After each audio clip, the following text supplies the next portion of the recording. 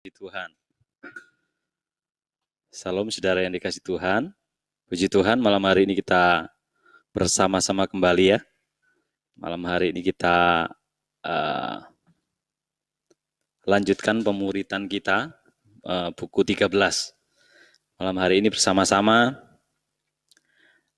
kita akan belajar, saudara, di buku 13 Revival Total Ministry dari Bapak Rohani kita, Pak Andreas Samudra.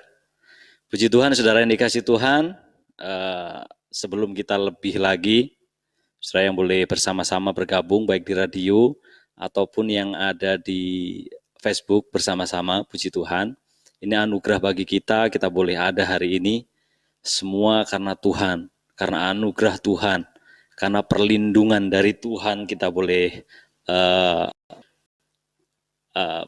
bersama-sama, saudara ya. Nah, malam hari ini saudara, sebelum kita belajar bersama-sama, mari kita bersama-sama kita datang kepada Tuhan. Mari kita berdoa. Haleluya, puji Tuhan, kami bersyukur. Terima kasih Bapa Surgawi, malam hari ini kami bersyukur untuk kasih-Mu bagi kami. Terima kasih kebaikan-kebaikan yang Kau nyatakan atas kami. Engkau yang sangat rindu untuk kami boleh kembali kepadamu. Engkau yang menempatkan kami di dalam Tuhan Yesus bersama dengan Allah Bapa. Terima kasih, terima kasih. Bahkan kami mengucap syukur kalau malam hari ini kami boleh belajar tentang damai sejahtera. Kami bersyukur sebab itu yang ditinggalkan oleh sama dengan apa yang diberikan oleh dunia ini. Damai sejahtera ditinggalkan bagi kami. Hidupmu sendiri itu yang Kau tinggalkan bagi kami. Terima kasih, kami bersyukur. Malam hari kami mau belajar. Kami mengizinkan Ibu Roh Kudus boleh membersihkan kami, mentahirkan kami, tubuh, jiwa, roh, bahkan nyawa kami boleh dibersihkan, boleh ditahirkan, sehingga kami boleh menjadi bejana Allah. Bejananya Allah yang siap dipakai, dibentuk kapanpun dan dimanapun. Terima kasih. Terima kasih Roh Kudus, Engkau yang mendandani kami, biar damai sejahtera Allah yang melampaui segala akal, biar damai sejahtera Allah yang berlimpah-limpah itu turun bagi kami, sehingga kami boleh dengan tenang, boleh bersama-sama, kami mendengarkan kebenaran demi kebenaran yang telah Engkau nyatakan melalui anak-Mu, Pak Andreas, bagi kami, sehingga kami boleh semakin mengerti. Kami mengucap syukur malam hari ini, dalam nama Tuhan Yesus. Mari Roh Kudus Engkau yang mengajari kami. Dalam nama Tuhan Yesus, haleluya, haleluya. Amin. Puji Tuhan, haleluya. Saudara yang dikasih Tuhan, kita masuk di buku 13, saudara ya. Buku 13, Revival Total Ministry. Kita yang ada di Batam, yang ada di Singapura, yang ada di Sumatera. Saya mau menyapa semua teman-teman yang sudah bergabung, yang muncul di WhatsApp grup. Pak Steph, Shalom Pak Stefanus, ini bersama-sama. Dan teman-teman juga yang lain mau bersama-sama. Terima kasih, kami bersyukur. Kita bersyukur bersama-sama punya waktu untuk bersama-sama duduk diam mendengar Tuhan. Amin, haleluya. Damai sejahtera Sang Pencipta, saudara. Nah, di pasal yang pertama, damai Sang Pencipta. Sebelum Tuhan meninggalkan murid-muridnya, saudara, Ia hendak mewariskan sesuatu yang amat berharga kepada mereka. Dan itu berarti untuk kita semua sebagai murid-muridnya juga. Apa yang diwariskan, saudara? Damai sejahtera yang menjadi miliknya sendiri. Damainya itu adalah miliknya sendiri yang khas. Di dunia ini tidak seorang pun dapat memperoleh damai sejenis itu dimanapun juga. Tapi Ia hendak mewariskannya kepada murid-muridnya. Nah, saudara yang dikasih Tuhan, kalau saudara perhatikan, kita baca ayatnya dulu ya. Yohanes 14 ayat yang ke-20. Damai sejahtera-Ku tinggalkan bagimu. Damai sejahtera-Ku kuberikan kepadamu, Dan apa yang kuberikan tidak seperti yang diberikan oleh dunia kepadamu. Gelisah dan gentar hatimu. Nah, Pak Steph sudah replay, kalau radio sangat jernih dari Salemba. Nah, Salam Pak Dedi. Pak Dedi bergabung juga, Pak Dedi Manalu. Shalom. Nah, saudara, damai sejahtera ku tinggalkan bagimu, kata Tuhan Yesus. Damai sejahtera ku berikan kepadamu. Dan apa yang kuberikan tidak seperti yang diberikan oleh dunia kepadamu. Janganlah gelisah dan gentar hatimu. Satu hadiah yang luar biasa, saudara. Hadiah yang sangat luar biasa oleh karena apa, saudara? Ini miliknya sendiri, ini kepunyaannya. Kalau sesuatu yang diberikan, saudara, ketika ini kan menjelang Tuhan Yesus disalibkan gitu ya. Dia memberikan satu hadiah yang luar biasa, yaitu apa, saudara? Milik kepunyaannya sendiri. Dia bilang apa? Damai sejahteraku ku berikan kepadamu. Damai sejahtera, saudara. Damai sejahtera yang itu adalah miliknya sendiri. Jadi ketika Pak Andreas bertanya kepada Bapak, damai macam apakah yang dimaksudkan itu, sehingga dunia ini tidak bisa seperti itu di dunia ini. Dan Bapak menjawab, damai itu aku demonstrasikan ketika aku berjalan di atas air. Nah, saudara, saudara ingat bagaimana ketika Tuhan Yesus berjalan, prosesnya itu sudah dia berjalan di atas air, saudara, ketika murid-muridnya pergi duluan bawa kapal gitu, bawa perahu gitu ya, kemudian Tuhan Yesus di belakang gitu. Ketika Tuhan Yesus datang, dia berjalan di atas air gitu, saudara ya. Damai yang seperti itu artinya apa? Benar-benar sebuah damai yang membuat ini sudah dicontoh sih sebenarnya oleh dunia, saudara. Wah, ditunjukkan dengan film-film gitu ya. Wah, dengan apa namanya? Kalau orang kalau saudara nonton film kungfu gitu, itu biasanya pakai ada namanya apa namanya itu, aura apa gitu ya, supaya apa? Menjadi tenang sekali sampai dia bisa melayang-layang gitu. Tapi saudara, Tuhan menunjukkannya dengan cara dia berjalan di atas air dengan ketenangan, dan kemudian direspon dengan waktu muridnya Petrus ya. Matius 14 ayat 28. Lalu Petrus berseru dan menjawab dia, Tuhan, apakah engkau itu? Suruhlah aku datang kepadamu berjalan di atas air. Kemudian kata Yesus, datanglah. Maka Petrus turun dari perahu dan berjalan di atas air mendapatkan Yesus. Nah, saudara, ini kejadiannya ya, waktu si Petrus melihat kan murid-muridnya bilang hantu-hantu gitu ya.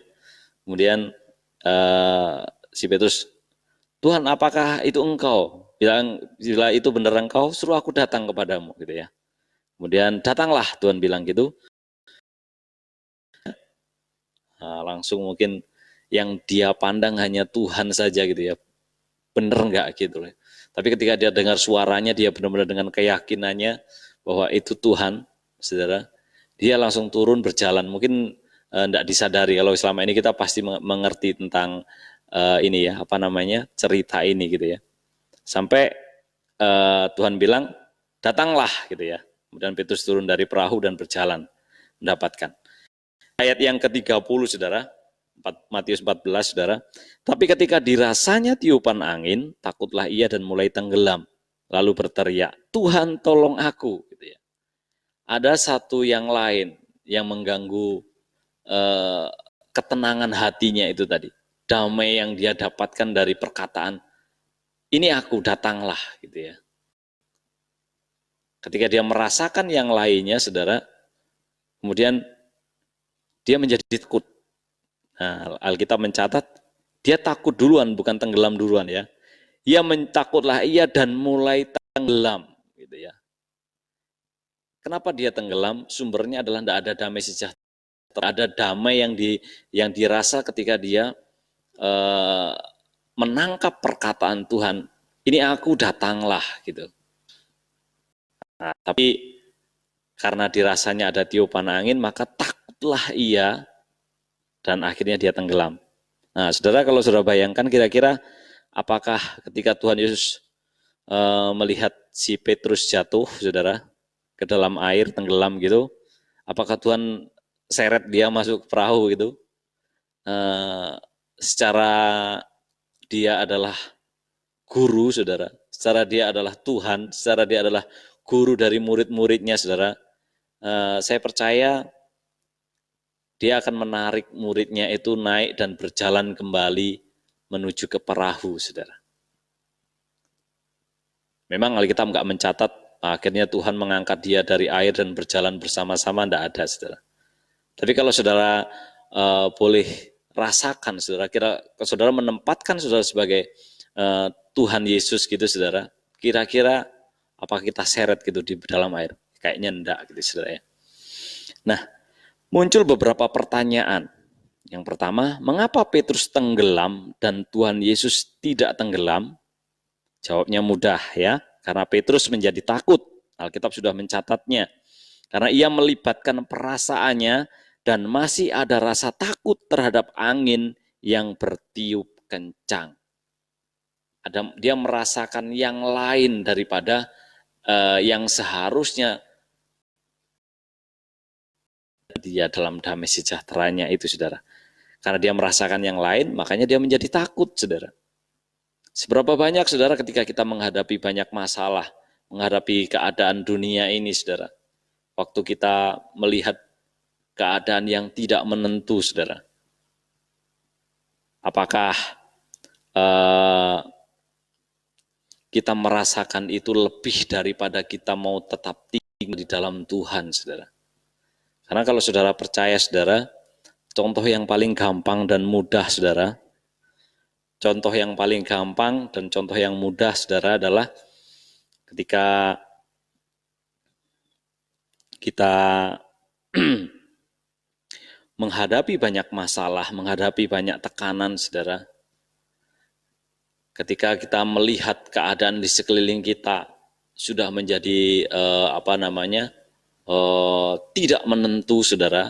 Kalau hari Selasa yang lalu kita belajar tentang sedang digoncang gitu, saudara.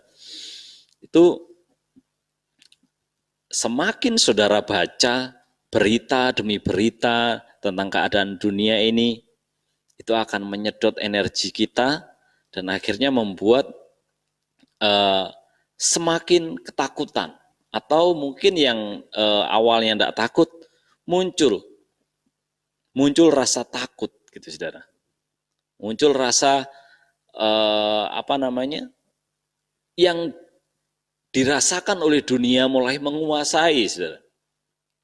Tetapi saudara, ketika kita bersama Tuhan, saudara, apapun kita alami, saudara, ketika fokus kita tetap sama Tuhan, saudara, maka sebenarnya kita sedang menempatkan diri kita seperti Petrus ketika dia turun dan datang dan berjalan dengan Tuhan, saudara.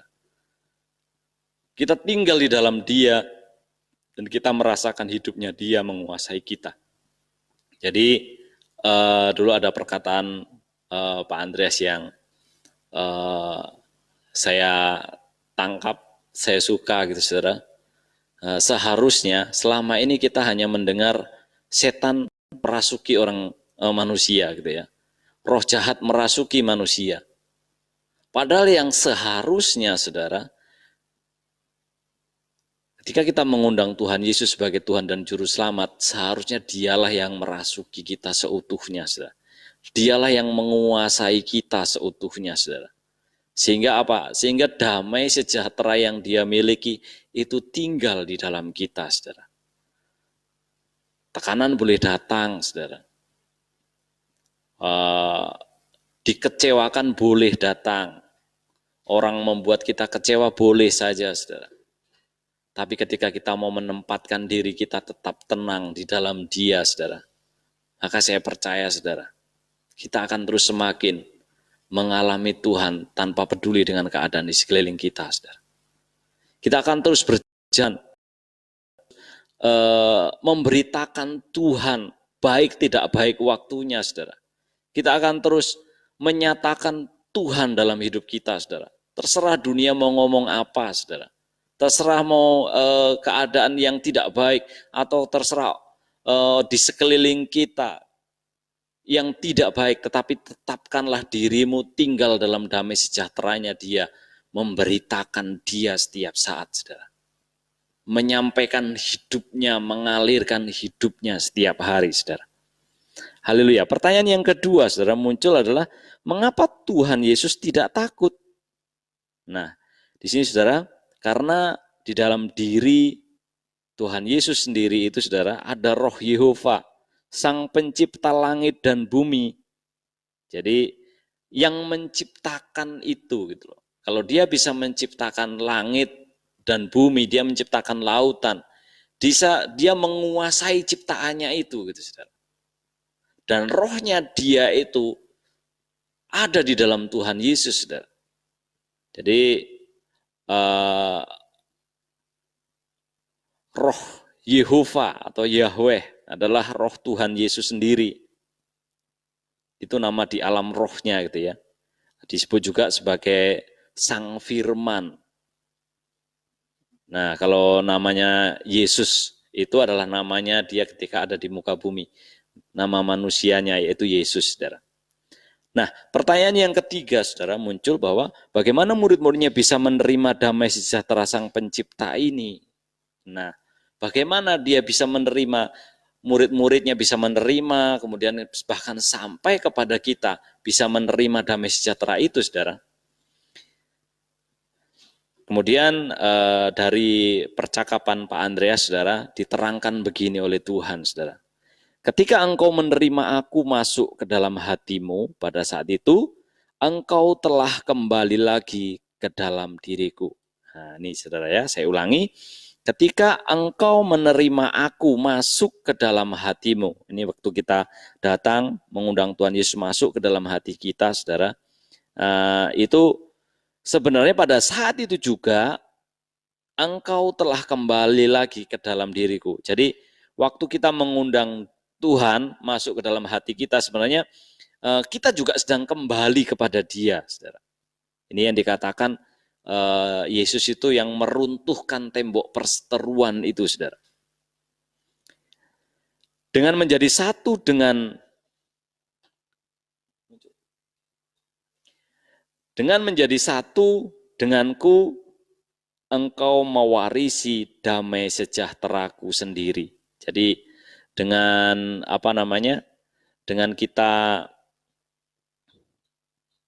menerima Tuhan Yesus, saudara, dengan kita menerima Dia sendiri, saudara, waktu kita datang, sebenarnya kita sedang kembali, dikatakan tadi. Ini sehingga apa? Kita datang dan mewarisi damai sejahtera itu sendiri, damai Sang Pencipta itu, saudara. Mengapa aku katakan engkau kembali? Karena engkau sebenarnya berasal dari diriku dari semula. Ketika aku dahulu menciptakan segala sesuatu, engkau berasal dari Adam, dan Adam berasal dari diriku juga. Nah, ini mulai diceritakan, saudara. Mulai diceritakan bagaimana seharusnya posisi kita di dalam Tuhan, saudara. Posisi kita dalam bagian keluarga Allah, saudara.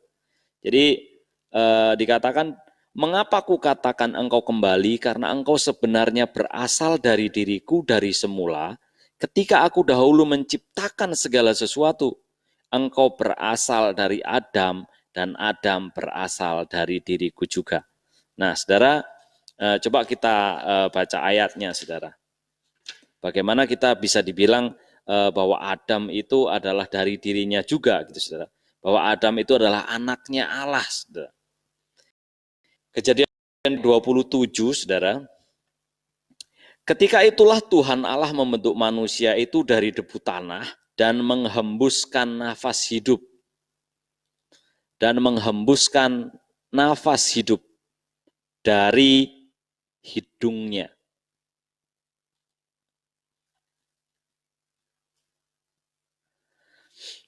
Demikianlah manusia itu menjadi makhluk yang hidup. Ini prosesnya ketika si Adam itu dihembusi nafas oleh Tuhan Yesus, saudara, oleh Allah, saudara. Saya ingat ini dulu sebelum saya mengenal Pak Andreas gitu, saya percaya Pak Andreas ini sudah disampaikan waktu itu, tapi saya menangkap ini waktu itu masih baru ikut pertama kali mungkin di tahun 2006 atau 2007 gitu, saudara.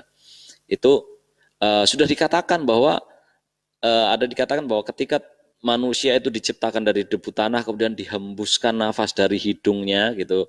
Waktu itu saya ingat kemudian dikatakan siapa kira-kira yang pertama kali dilihat oleh Adam gitu.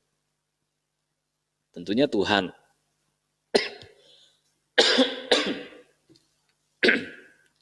Tentunya yang dilihat adalah Tuhan, saudara, amin.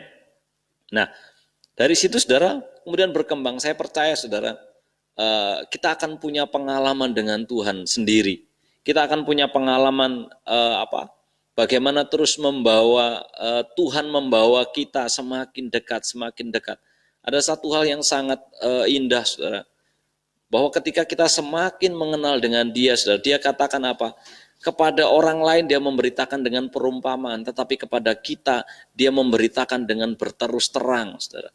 Bahkan dikatakan, kalau engkau tinggal di dalamku, kau bahkan bisa menyelidiki hal-hal yang tersembunyi dari dalam diri Allah, saudara. Artinya bahwa semakin kita dalam, saudara, tidak ada kata-kata yang membuat kita terpisahkan dari Allah. Kalau kita nyanyikan lagu, apa yang dapat memisahkanku dari kasih-Mu Tuhan, sahabatku. Karena memang tidak ada yang bisa memisahkan kita seharusnya, saudara. Bahkan ketika tadi dikatakan ketika kita datang mengundang Dia saja, saudara, datang mengundang Tuhan masuk ke dalam kita, saudara, dikatakan hasil dari chattingnya Bapak Rohani kita bilang, saudara, sebenarnya kita juga kembali kepadanya. Artinya kembali menyatu dengan dirinya, saudara. Nah, saudara, itu yang dikasih Tuhan. Dari Kejadian 2 ayat 7 tadi dikatakan apa, saudara? Ketika itulah Tuhan Allah membentuk manusia itu dari debu tanah dan menghembuskan nafas hidup, memberikan nyawanya, saudara. Saat Dia menghembuskan nafas hidup itu, saudara, maka bagian dari rohnya itu, jiwa dan nyawanya hidup itu masuk ke dalam hidupnya Adam, saudara.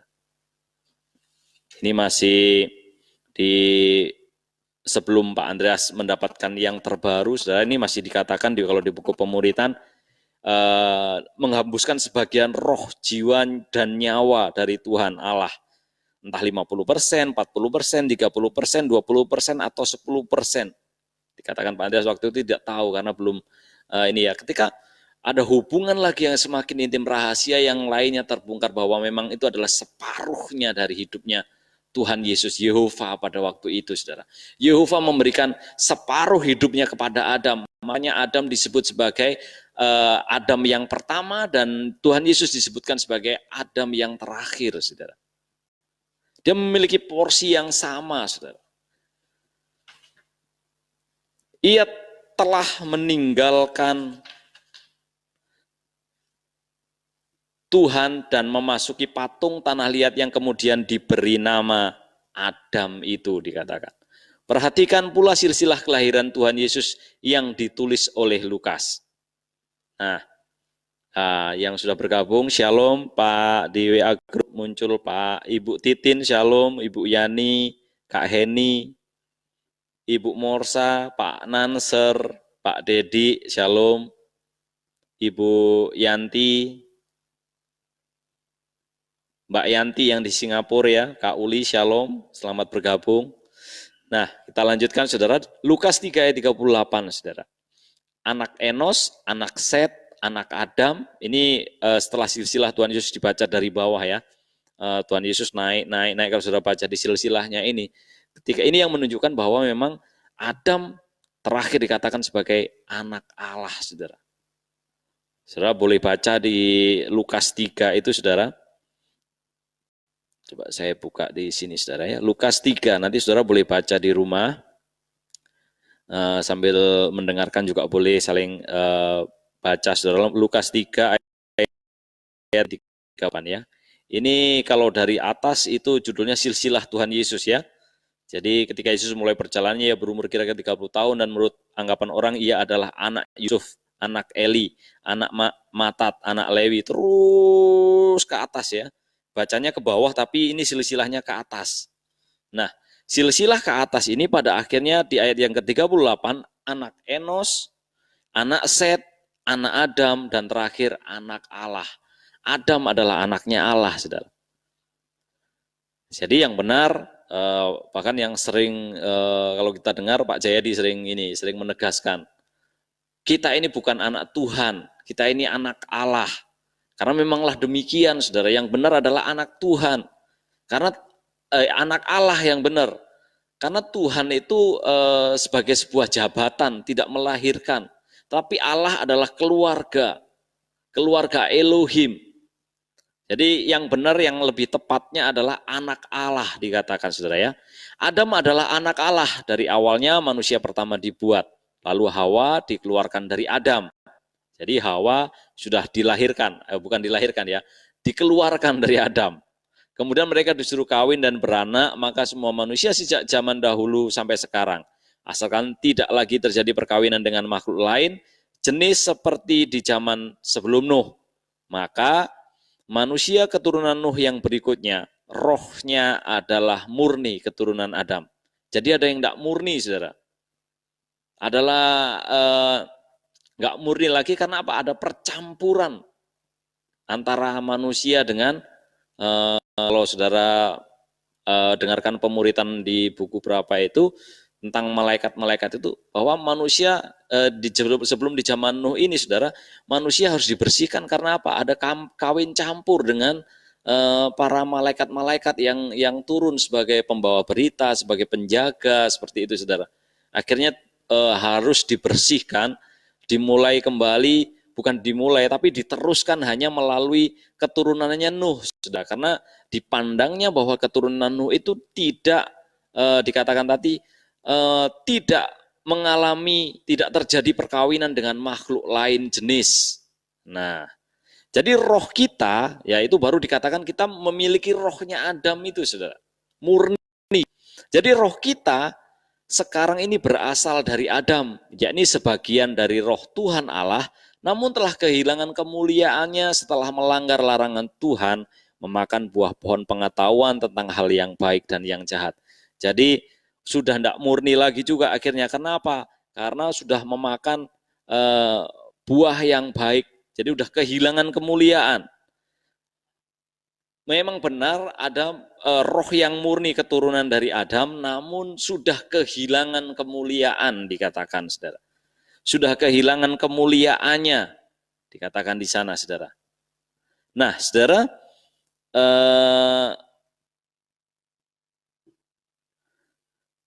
Roma 3 ayat 23. Karena semua orang telah berbuat dosa dan telah kehilangan kemuliaan Allah.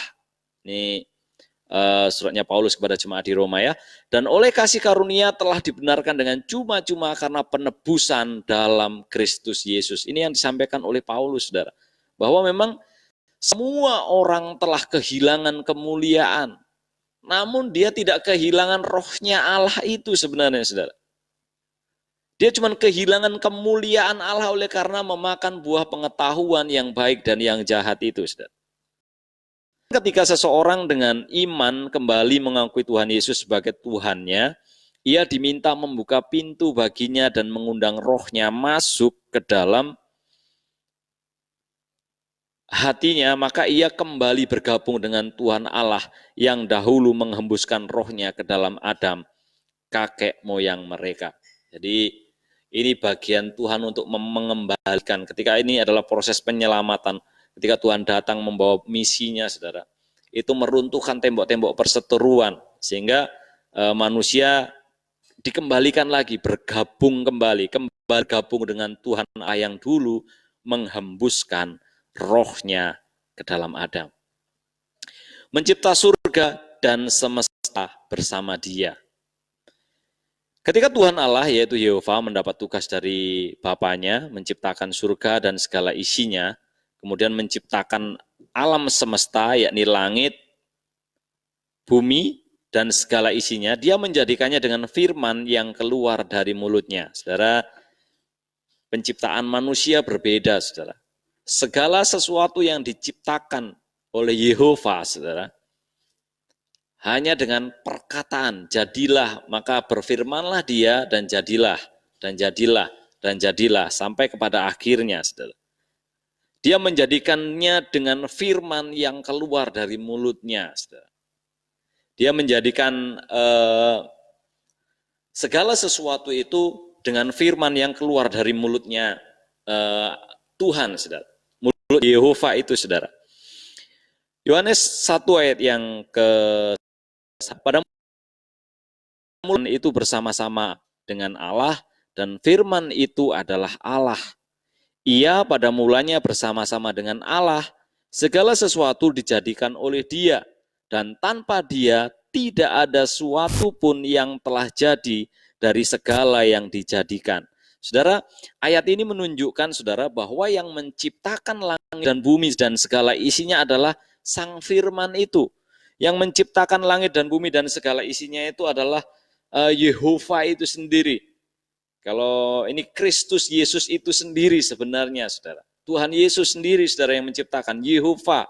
Jadi kalau kita baca dengan pengertian yang benar, saudara, bahwa yang menciptakan ini ada satu perbedaan, ada pribadi yang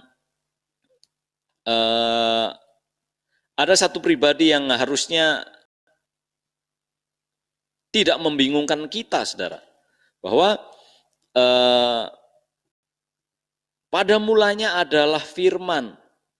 Firman itu bersama-sama dengan Allah, dan firman itu adalah Allah.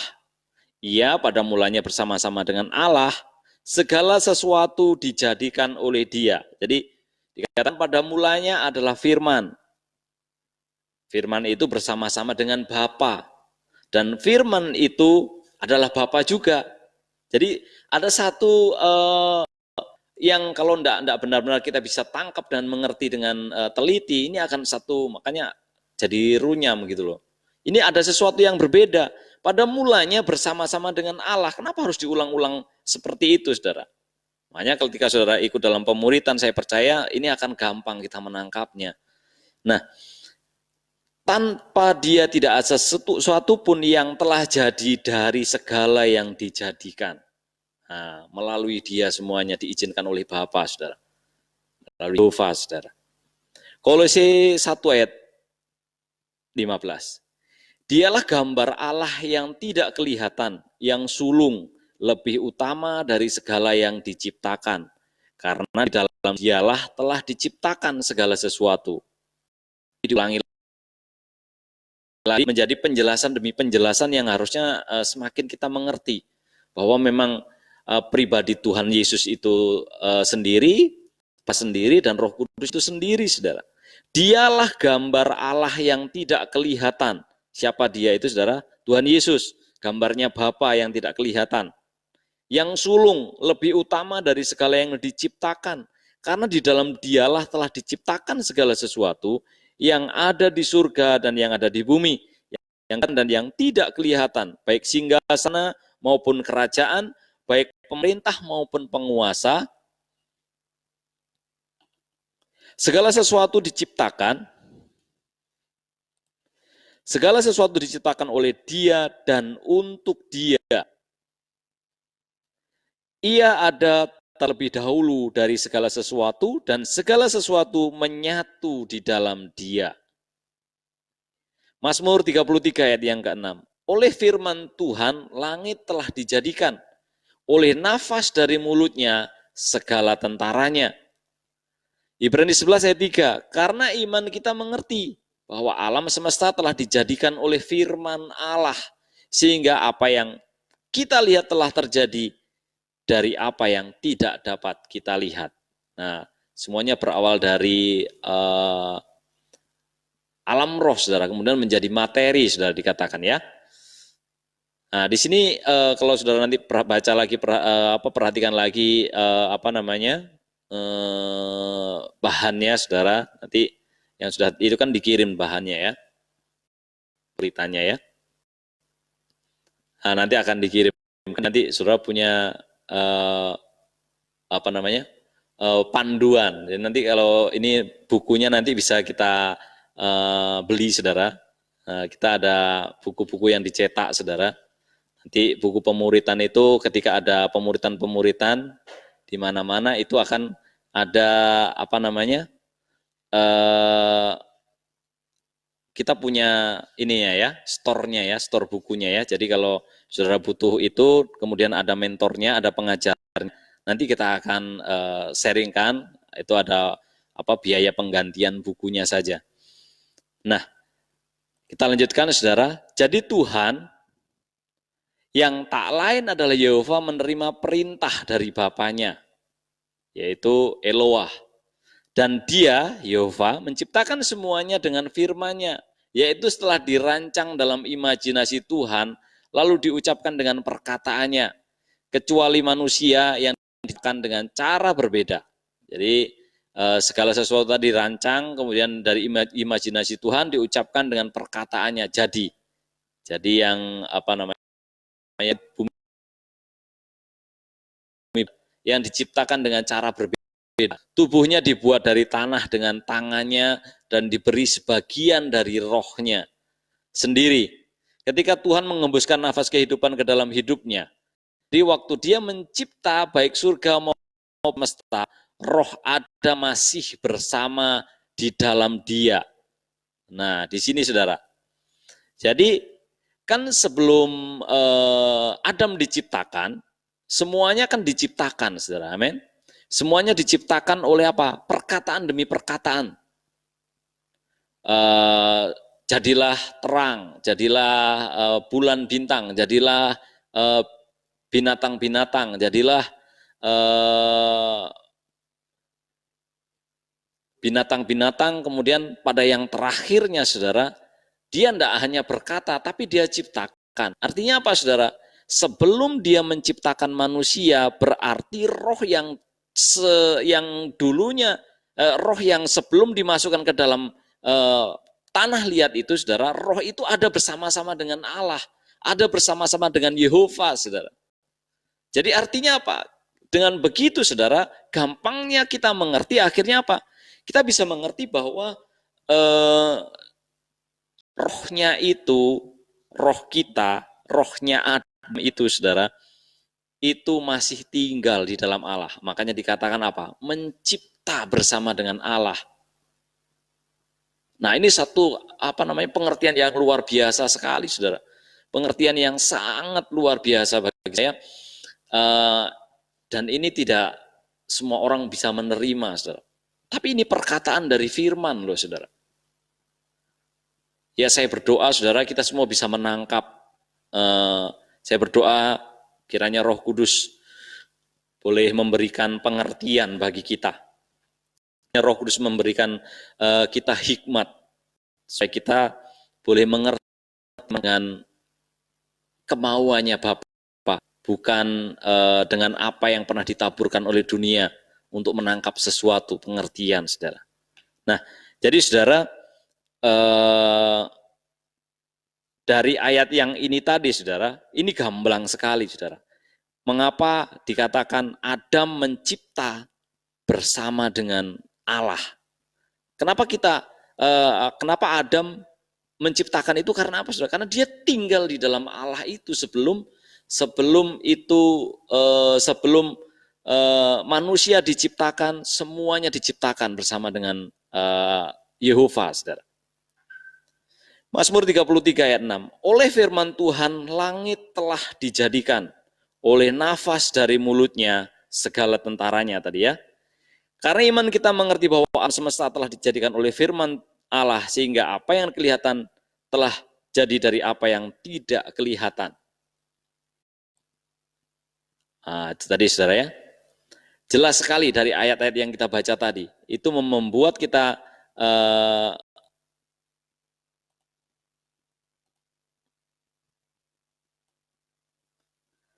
membuat kita mengerti, saudara, bahwa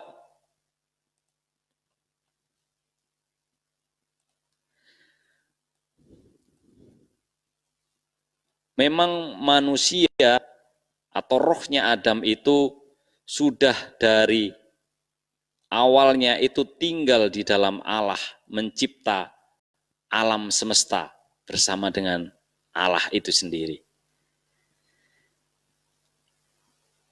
Nah, sekarang lalu di mana roh Anda berada pada waktu itu? Anda masih berada dalam tubuh bapa leluhur Anda, yakni Adam. Waktu itu berarti Anda juga dahulu sudah bersama-sama Adam mencipta surga dan seluruh alam semesta ini bersama Yehova, Sang Pencipta. Betul tidak? Nah, ini saudara. Wah, ini pengertian yang luar biasa, saudara. Ini pengertian yang sangat luar biasa, saudara. Bagaimana di gambaran yang mudah ditangkapnya itu, saudara, bahwa waktu kita belum diciptakan, manusia belum diciptakan, Tuhan menciptakan langit, menciptakan alam semesta ini dengan firman-Nya. Jadilah ini, jadilah itu, jadilah ini. Itu berarti rohnya ada masih ada di dalam sini. Nah, kenapa ikut menciptakan alam semesta, saudara? Karena kita waktu itu belum ada. Kita lahirnya kan dari keturunan rohnya yang Adam yang diberitakan oleh Tuhan itu, saudara. Jadi artinya apa, saudara? Ada satu proses di mana kita juga ikut bersama-sama dengan Allah menciptakan alam semesta itu. Ketiga, pemulihan kemuliaan. Mula-mula derajat manusia memang setara dengan Tuhan Allah atau Yehova. Karena Adam dilahirkan oleh Tuhan Allah. Tetapi setelah berdosa, manusia kehilangan kemuliaannya sebagai keluarga Allah. Menjadi manusia yang berdosa. Setelah kesalahannya ditebus, dan manusia dengan iman mau mengakui penebusannya di kayu salib yang membayar dosa-dosanya, maka manusia itu kembali dipulihkan menjadi keluarga Allah kembali. Dengan menerima sekali lagi roh Yehova yang telah menang terhadap dosa dan maut, kemuliaannya dikembalikan lagi dan ia didudukkan di sebelah kanan Allah Bapa lagi. Ini prosesnya, saudara, proses pemulihannya, saudara. Jadi pada awalnya manusia itu setara dengan Allah, derajatnya sebagai anak Allah. Kemudian ketika Adam jatuh dalam dosa, kemuliaan sebagai anak Allah itu hilang, ya kan? Kehilangan kemuliaan, akhirnya apa? Dan sudah berbuat dosa, kehilangan kemuliaan Allah dan sudah berbuat dosa, akhirnya jatuh. Dan itu membuat derajatnya manusia itu turun. Nah, untuk mengembalikan posisi yang semula, harus ada yang memberikan dirinya, yaitu Yehova sendiri yang menciptakan. Untuk apa? Untuk datang menjadi pengantara, menjadi penebus. Penebus dari kesalahan itu, saudara. Penebus dari dosa yang diciptakan Adam itu. Nah, akhirnya dengan pengantaran, ketika seorang menerima Tuhan Yesus sebagai Tuhan dan Juru Selamat, siapa Yesus? Ya adalah roh Yehova sendiri yang sudah menang itu, saudara. Yesus Kristus adalah roh Yehova yang sudah menang, yang turun kemudian lolos uji dan menjadi Allah yang sudah menang, saudara, itu mengembalikan posisinya. Jadi ketika orang menerima Tuhan Yesus sebagai Tuhan dan Juru Selamat, kembali kepada posisinya yang semula, menjadi keluarga Allah, bahkan dikatakan menjadi anak Allah. Yohanes 1 ayat 12. Namun semua orang yang menerimanya diberinya supaya menjadi anak-anak Allah. Nah, saudara, yaitu mereka yang percaya dalam namanya. Yang percaya dalam nama siapa, saudara? Nama sang penebusnya tadi, nama Tuhan Yesus itu, saudara. Barang siapa percaya kepadanya. Nah, tapi semua orang yang menerima diberi kekuasaan menjadi anak-anak Allah, yaitu mereka yang percaya dalam namanya. Efesus 2 ayat 6. Dan Di dalam Kristus Yesus ia telah membangkitkan kita juga dan memberikan tempat bersama-sama dengan Dia di surga. Jadi posisi Tuhan Yesus yang ada di surga, saudara, ketika kita menerima Dia sebagai Tuhan dan Juru Selamat, saudara, posisi itu juga artinya kita ada bersama-sama dengan Dia. Roh kita dibawa naik lagi, derajatnya naik lagi, setara kembali dengan Allah, saudara. Seperti awal mula ketika manusia itu diciptakan.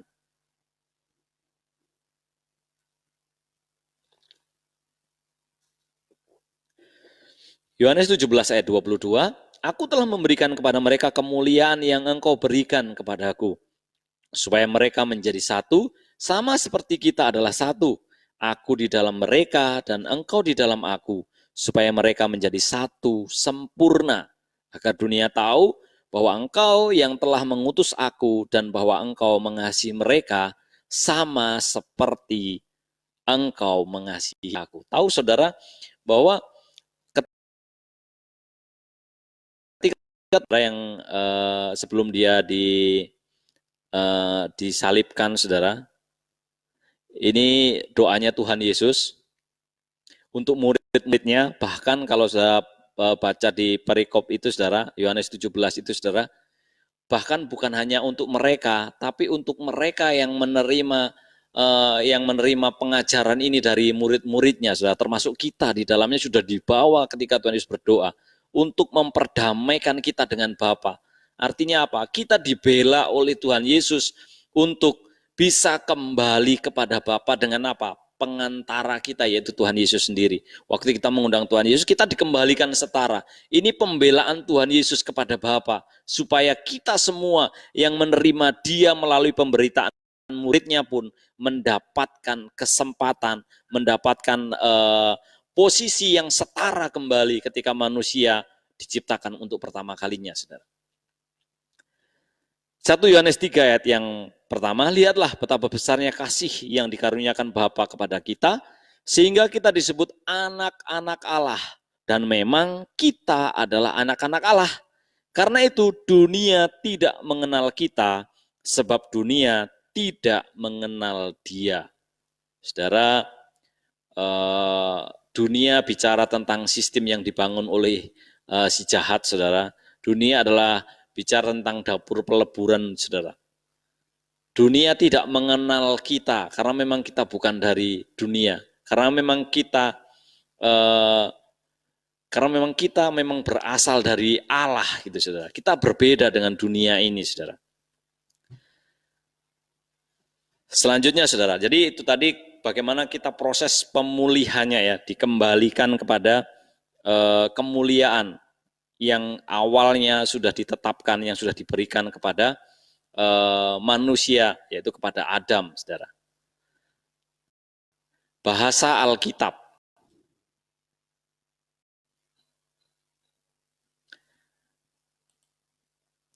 Bahasa Alkitab. Perhatikan bahwa di dalam Alkitab, Paulus menerangkan mengapa orang Lewi sebagai sebuah suku imam tidak perlu membayar persepuluhan suku. Dia mengatakan bahwa kewajiban membayar persepuluhan itu diwakili oleh bapa leluhurnya, yakni Abraham. Ketika Abraham memberi persepuluhan kepada Melkisedek, karena ia menang perang melawan 4 raja-raja yang dipimpin oleh Raja Kedorlaomer di lembah Laut Asin. Baca ayatnya dulu, ya. Ibrani 7 ayat 8. Di satu pihak, manusia fanalah yang menerima persepuluhan. Sedangkan di pihak lain yang menerima persepuluhan adalah Dia, yang tentang dirinya diberi kesaksian bahwa Dia hidup.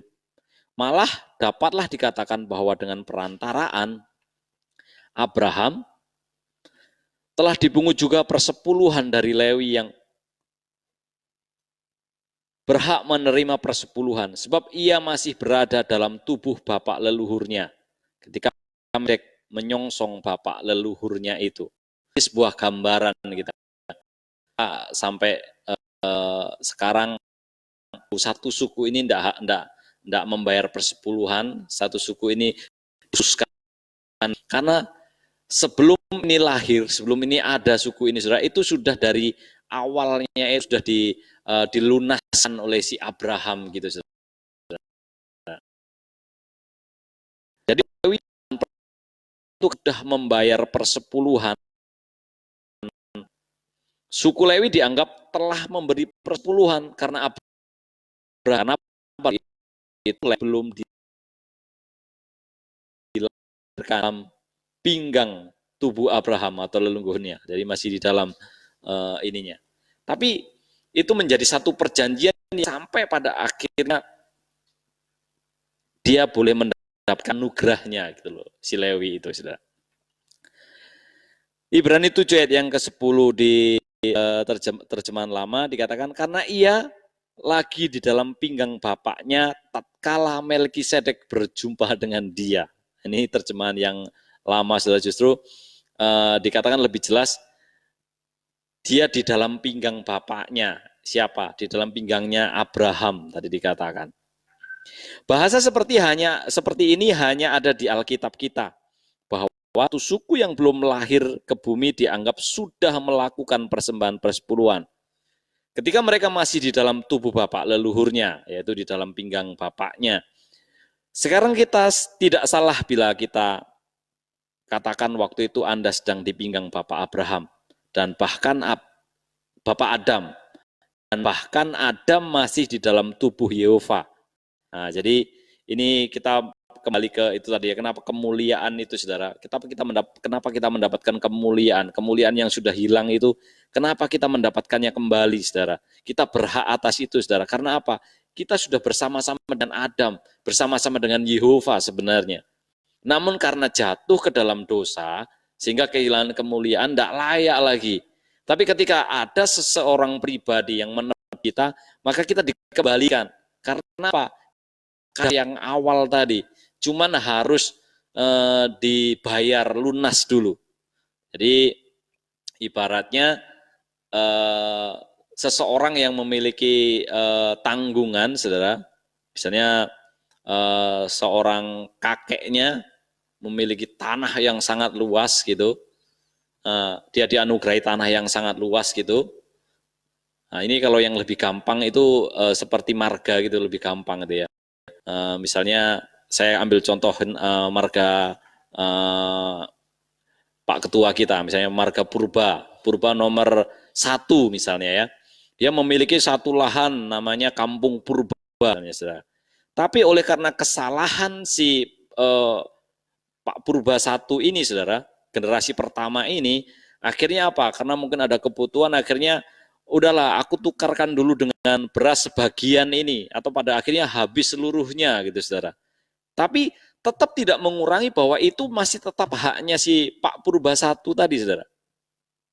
Nah, sampai pada akhirnya ke misalnya sampai ke Purba yang ke 30 misalnya. Dia masih punya hak atas tanah ini, saudara. Tapi ketika dia punya hak atas tanah ini, tapi tidak berhak mengelolanya, tidak berhak, tidak memiliki kekuasaan atas tanah. Itu sudah menjadi milik orang lain untuk sementara saja. Tapi ketika jaminan itu dibayarkan lunas, saudara, maka si ini akan dikembalikan lagi dan posisinya jadi sama dengan Pak Purba 1 tadi, saudara. Seperti demikian. Memang lebih gampang kalau pakai marga gitu, saudara. Kalau kita ini agak susah. Nah, selanjutnya, saudara, posisi Anda sekarang. Setelah Anda dengan iman mengundang Tuhan Yesus masuk ke dalam hati Anda, rohnya masuk ke dalam diri Anda dan menyatu dengan roh Anda.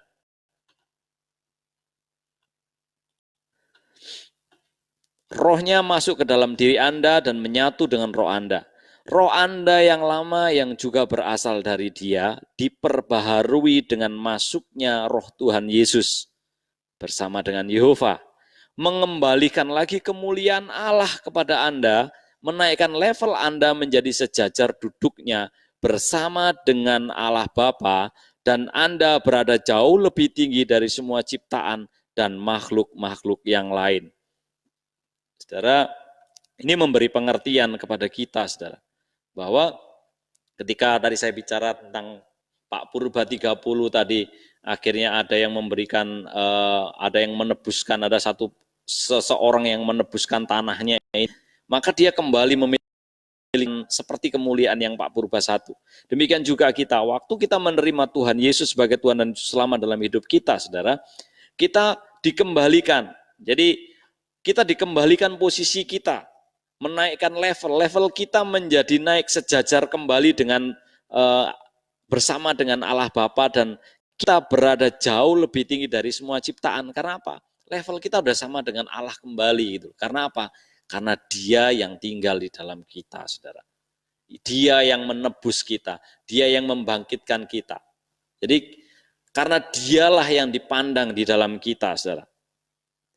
Bahkan sekarang Anda diberitahu bahwa ketika dahulu Yehova atau Tuhan Yesus menciptakan para malaikat, Anda ikut mencipta bersama Dia.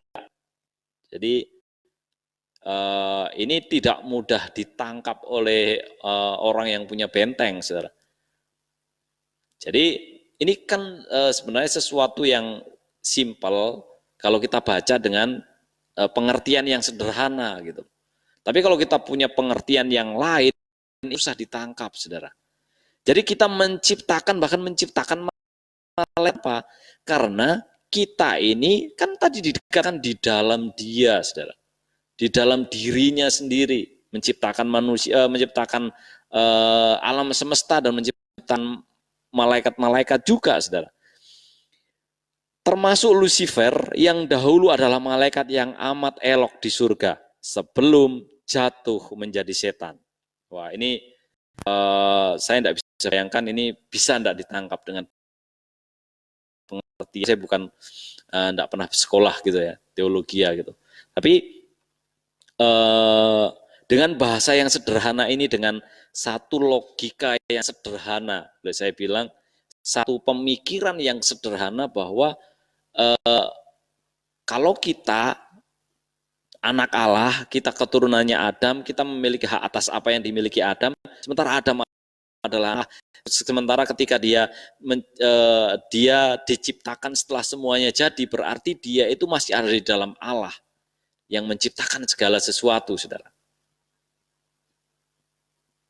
Dan kita tahu, saudara, bahwa alam semesta itu diciptakan, di-recreation, dicipta ulang, dan manusia diciptakan. Sebelum itu sudah diciptakan malaikat-malaikat, saudara. Makanya ada sebelum masa itu kan ada masa di mana si Lucifer jatuh, saudara. Nah, ketika dahulu Yehova atau Tuhan Yesus menciptakan bumi dengan segala isinya, Anda ikut mencipta bersama Dia, termasuk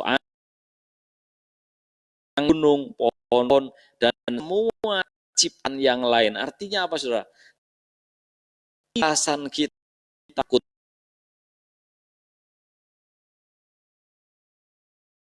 pun dikatakan tadi kalau sebagai co-kreator. Jadi menjadi bagian yang alasan kita menjadi takut dengan apapun, saudara. Dengan keadaan yang dunia, tidak ada alasan untuk kita namanya kita tidak menem, ya ada ketakutan yang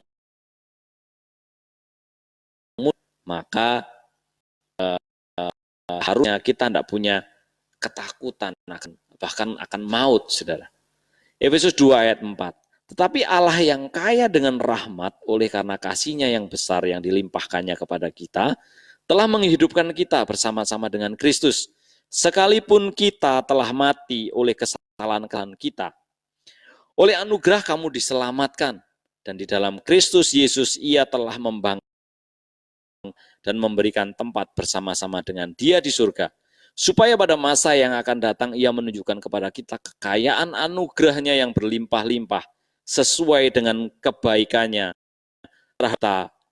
dalam Kristus Yesus. Saudara, sebenarnya tidak ada alasan, saudara ya, tidak ada bahan untuk disampaikan, sehingga harus mengulang-ulang hanya sebatas berkat, sebatas apa namanya, mujizat-mujizat. Ada yang lebih banyak yang harus disampaikan.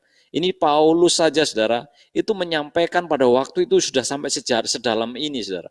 Kenapa kita waktu sudah menerima apa yang ditangkap oleh Paulus, kemudian dengan kita menerima apa yang ditangkap oleh Bapak rohani kita, saudara. Kenapa kita nggak bisa lebih banyak menceritakan tentang Tuhan, menceritakan tentang bagaimana posisi kita di yang sebenarnya, saudara. Tidak ada alasan kita, tidak ada bahan, wah apa yang harus disampaikan lagi untuk apa namanya, untuk jemaat gitu ya. Kalau kita menyampaikan dengan cara berpikir, dengan cara pandang yang ini, seperti Pak Andreas bilang, yang dipakai cuma 10% saja, pakai otak manusia. Tapi kalau kita mengizinkan dia yang tidak terbatas itu, saudara, maka banyak hal yang bisa kita sampaikan tentang dia. Makanya memang tidak bisa dipungkiri bahwa ketika kita menempel terus dengan dia, kita tinggal dalam pimpinannya Roh Kudus, kita mampu untuk menyelidiki hal-hal yang tersembunyi dari dalam dirinya Allah. Karena apa, saudara? Dipimpin oleh Roh Kudus, bukan dipimpin oleh pikiran kita, saudara. Jadi posisi kita ini menjadi proses kesadaran bagi kita, saudara. Pengertian bahwa Anda bersatu dengan Tuhan Yesus dan duduk bersama dengan Dia di surga. Ini adalah titik mula cara Anda memandang diri Anda sendiri dan cara pandang terhadap semua manusia, alam semesta, ciptaan dan ciptaan yang lain di alam roh. Nah, nanti ke depannya Dia hendak menunjukkan kepada Anda lebih banyak lagi kekayaan anugerahnya bagi Anda. Nah, saudara, untuk menampung isi hatinya Tuhan, isi hatinya Bapa, saudara, maka diperlukan kapasitas yang dari dirinya sendiri juga, bukan cara berpikir dari manusia yang terbatas ini, saudara. Jadi ini membuat kita apa? Menyadari posisi kita, cara pandang kita terhadap Allah, cara pandang kita terhadap ciptaan yang lain, cara pandang kita terhadap hantu, terhadap setan, terhadap apapun, saudara, terhadap malaikat-malaikat, saudara. Jadi jangan lagi membuat rendah posisi anak-anak kita lagi.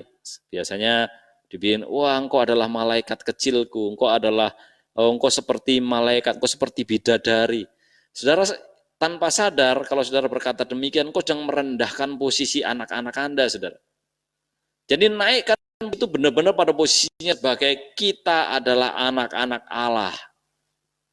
Kenapa kita berani berkata demikian? Karena memang Dia yang sudah berkata kepada kita, saudara. Dia yang mengangkat kita, saudara. Melakukan kehendak Bapa. Pemahaman akan posisi Anda dan level Anda sekarang sebagai Allah, bumi membuat Anda dapat melakukan semua pekerjaan yang pernah dilakukan Tuhan Yesus dahulu, bahkan lebih besar lagi.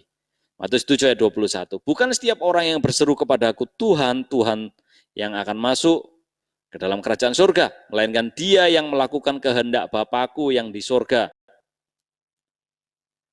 Jadi posisi kita, level kita adalah menjadi Allah yang ada di bumi lagi, saudara. Artinya bukan, akhirnya membuat kita suka-suka. Allah itu nggak suka-suka, saudara. Tapi dalam koridor cara berpikirnya Allah gitu loh. Menjadi Allah, tapi bukan dengan cara manusia gitu loh.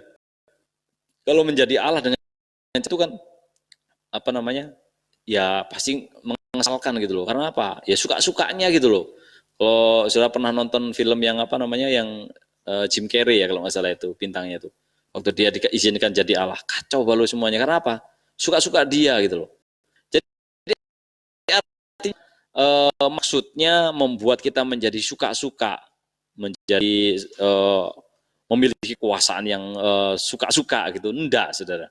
Tetapi dalam koridor berpikirnya Allah, dalam kerangkanya Allah gitu loh. Jadi enggak suka-suka kita, daging kita justru malah makin mati gitu loh. Tapi Allah yang berkuasa atas hidup kita, saudara. Jadi dikatakan bukan setiap orang yang berseru kepadaku Tuhan, Tuhan akan masuk ke dalam kerajaan surga, melainkan dia yang melakukan kehendak Bapakku. Melakukan kehendak Bapa lagi setiap saat. 12 ayat 50. Sebab siapapun yang melakukan kehendak Bapakku di surga, dialah saudaraku laki-laki dan dialah saudaraku perempuan. Dialah ibuku. Nah, ini saudara. Kalau mau dianggap menjadi keluarganya Tuhan, ya lakukanlah kehendaknya Allah Bapa, saudara. Yohanes 14 ayat 12. Sesungguhnya aku berkata kepadamu, siapa saja yang percaya kepadaku, ia akan melakukan juga pekerjaan-pekerjaan yang aku lakukan. Bahkan pekerjaan-pekerjaan yang lebih besar daripada itu. Sebab aku, barangkali diperlukan waktu yang cukup lama untuk terus-menerus melakukan pengakuan iman, mengakui pikiran-pikiran baru sebagai anak Allah ini. Dibantu oleh pelepasan oleh Roh Kudus, sampai pikiran Anda sebagai manusia berdosa dan manusia lemah, tidak berdaya, penuh cacat dan celah yang tak mengetahui pikiran-pikiran Allah. Semuanya dilenyapkan dan diganti dengan pikiran Kristus saja. Butuh proses, saudara. Butuh proses untuk mencapai tingkat kesadaran yang bahwa kita adalah anak-anak Allah. Butuh proses supaya kita benar-benar sadar bahwa kita bukan lagi manusia yang tercela, kita bukan lagi manusia yang penuh dengan cacat dan celah, bukan lagi kita ini manusia yang lemah, kita bukan lagi manusia yang tak berdaya, saudara. Waktu kita terus dibersihkan oleh Roh Kudus, kita mengizinkan Roh Kudus memandikan kita, membersihkan kita dengan firman Tuhan, dengan mendengarkan Dia, saudara. Dengan demikian maka daging kita, cara berpikir manusia lama kita akan semakin dipretelin dan kita berganti dengan cara berpikir Allah. Cara berpikir yang benar, cara berpikir yang sesuai dengan kehendaknya Allah, saudara.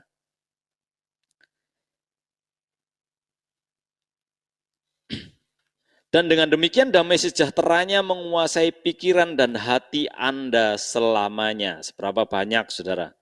Waktu dulu belum mengenal Tuhan, sedikit ada masalah langsung panik. Bahkan kalau sudah mengenal Tuhan, tetapi masih belum benar-benar mengenal Tuhan, masih kalau mengenal itu ya seharusnya sudah nggak ini lagi. Tapi orang kan bisa, saya orang kenal Tuhan gitu, saya mengerti Tuhan. Tapi saudara, kalau orang yang benar-benar kenal Tuhan, seharusnya dia tahu posisinya gitu, saudara. Sehingga apa? Mulai akan berubah ketika kita tahu Tuhan di dalam kita, maka kita akan tahu segala sesuatu yang kita alami dalam kendalinya Allah, saudara.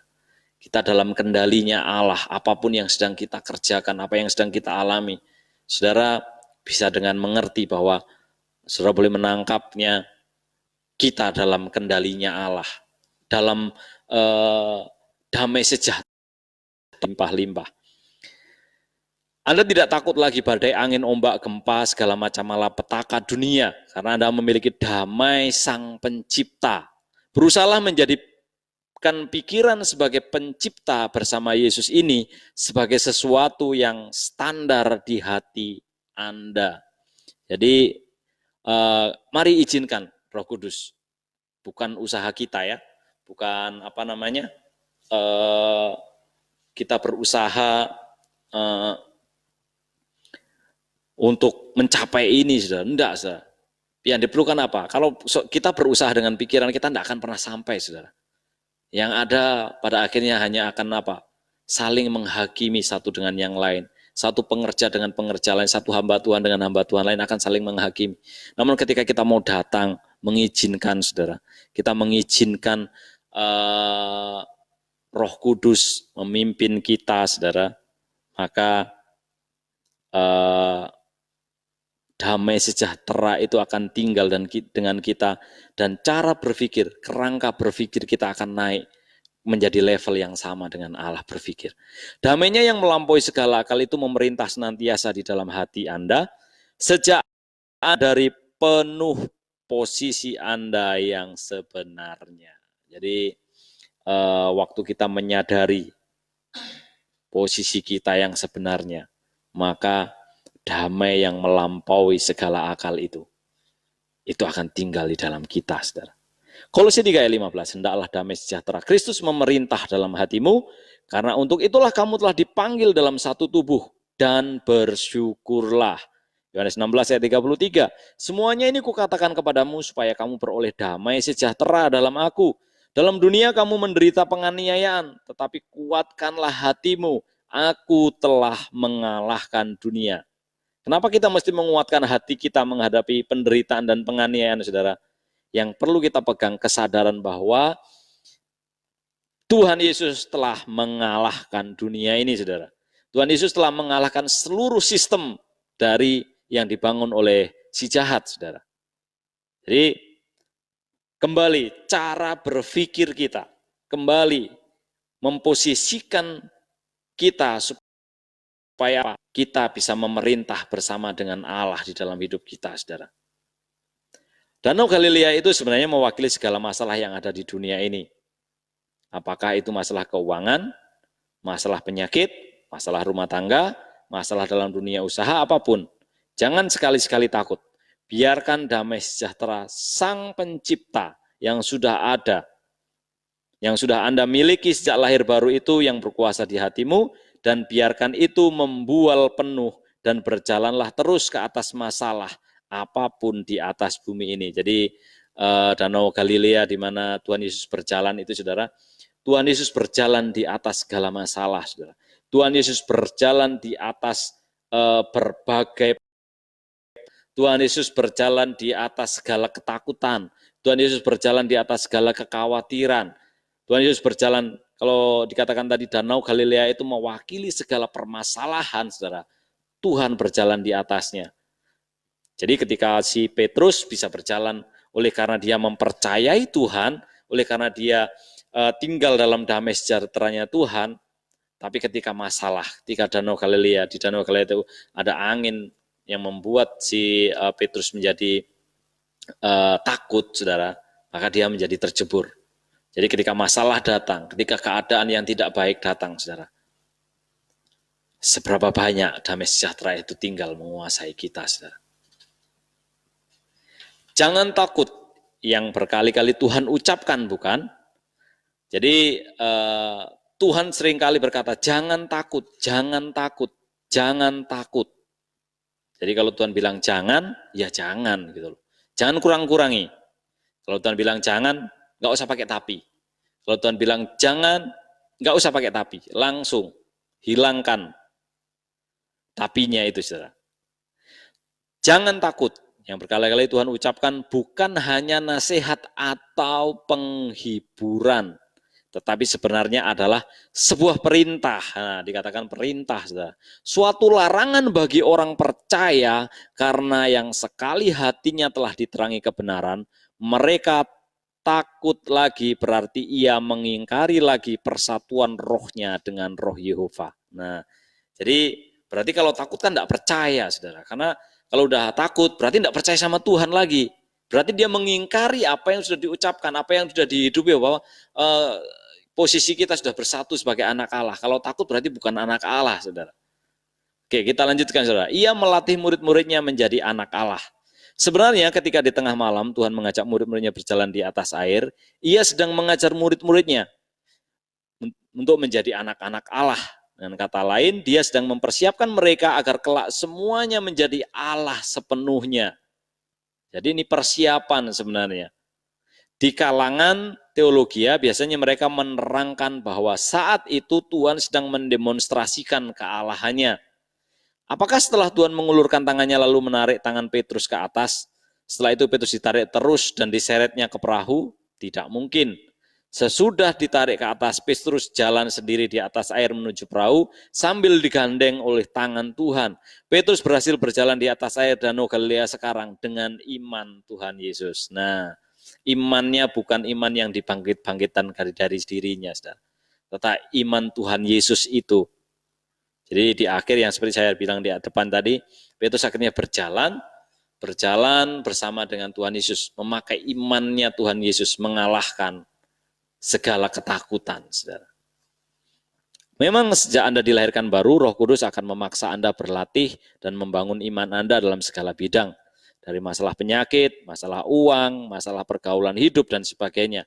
Sampai pengenalan akan Tuhan bertumbuh, dan selanjutnya tiba saatnya Anda masuk dalam tahapan iman yang kedua, di mana Tuhan mau memanifestasikan hidupnya sendiri di dalam Anda. Dan sekarang Anda bisa berjalan dengan iman Dia. Anda sedang di dalam proses dijadikan seperti Tuhan Yesus, menjadi anak Allah dalam arti yang sebenar-benarnya. Jadi prosesnya saudara akan terus naik, akan terus naik. Mungkin dibangun, berlatih dengan membangun iman kita dengan apa? Mungkin masalah penyakit, mungkin masalah keuangan, mungkin masalah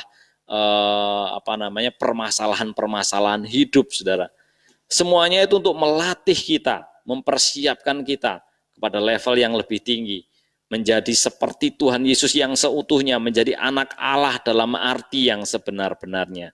Matius 14 ayat 31, segera Yesus mengulurkan tangannya, memegang dia dan berkata, hai orang yang kurang percaya, mengapa bimbang? Lalu mereka naik ke perahu dan angin pun redalah. Nah ini saudara ya, hai orang yang kurang percaya. Nah, karena kurang percaya dia menjadi takut tadi saudara. Bapak berkata, jika seorang hamba seperti Yesaya dan Yosua dapat mengendalikan matahari dan bulan hanya dengan kata-kata mereka, tak terlalu aneh bagi seorang anak Allah untuk melakukan hal yang sama. Engkau juga sudah ditinggikan di atas semua benda-benda itu dengan statusmu sebagai tinggal menyadari tingkat posisimu di dalam alam ciptaan ini. Jadi sekali lagi saudara, naik kesadaran saudara. Tapi miliki pengertian yang benar tentang Tuhan, maka selanjutnya engkau akan dibawa kepada naik kesadaran. Tapi kalau tidak memiliki pengertian yang benar tentang pengenalan akan Allah, akan sulit untuk naik. Karena apa? Ketika pengertian disampaikan, tidak sama apa yang ditangkap. Nah, saudara ingat tentang Nikodemus dan Tuhan Yesus, ketika Tuhan Yesus menyampaikan sesuatu, Nikodemus menangkapnya berbeda, saudara. Karena apa? Karena tidak sama. Cara berpikirnya tidak sama. Kesadaran posisinya tidak sama. Tuhan Yesus benar-benar berkata, aku dari atas, kamu dari bawah, gitu loh. Jadi ada yang berbeda. Ketika kita mengizinkan dipimpin oleh Roh Kudus, saudara, dengan pengertian yang benar ini, saudara. Ketika pengertian ini masuk, kita mengerti, menangkap sesungguhnya, maka tinggal proses kesadaran kita yang akan terus meningkat, yang membuat kita semakin mengerti, saudara. Di akhirnya, saudara, ini ada pengakuan iman. Ini boleh dibaca, saudara. Nanti, aku bersyukur mengetahui rancanganmu dari sebelum dunia dijadikan, bahwa aku ditentukan menjadi pewaris damai sejahtera Sang Pencipta, dan bahwa aku di dalam Dia telah dikembalikan menjadi pencipta alam semesta dan semua yang ada di alam roh, langit dan bumi, malaikat dan surga. Kalian adalah ciptaanku bersama dengan Tuhan Yesus Kristus. Mulai sekarang, aku yang memegang otoritas atas bumi dan alam roh bersama Tuhan Yesus. Amin.